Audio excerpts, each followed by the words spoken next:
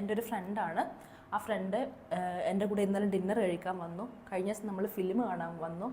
പക്ഷെ ആൾ കുറച്ചൊരു ഉൾവലിഞ്ഞ പ്രകൃതക്കാരനാണ്. പക്ഷെ എന്നാലും എല്ലാ കാര്യത്തിനും നമ്മളെ കൂടെ കൂടുന്ന ഒരാളായിരുന്നു. പക്ഷെ ഇന്ന് രാവിലെ ഞാൻ കേട്ട വാർത്ത എന്താണെന്ന് വെച്ച് കഴിഞ്ഞാൽ അവരൊരു സൂയിസൈഡ് അറ്റംപ്റ്റ് നടത്തി എന്നൊരു വാർത്തയായിരുന്നു.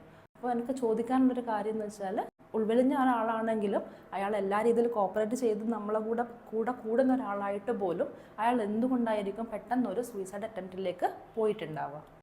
ഇൻട്രോവേർട്ടുകൾക്ക് തങ്ങളുടെ വികാരങ്ങളും ചിന്തകളും മറ്റുള്ളവരുമായി പങ്കിടുവാനുള്ള മടി തന്നെയാണ് അവരുടെ ഡിപ്രഷൻ കണ്ടുപിടിക്കാൻ നമുക്ക് തടസ്സമായി വരുന്നത്.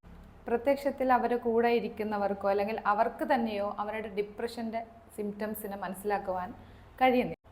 എന്നാൽ അവർ സ്വയം അവരുടെ തന്നെ ഒബ്സർവ് ചെയ്യുന്നതിലൂടെ അവർക്ക് തന്നെ സിംറ്റംസ് കണ്ടുപിടിക്കാൻ കഴിയും. സ്വയം തിരിച്ചറിയാൻ വേണ്ടി ചില ലക്ഷണങ്ങളെക്കുറിച്ച് നമുക്ക് സംസാരിക്കാം.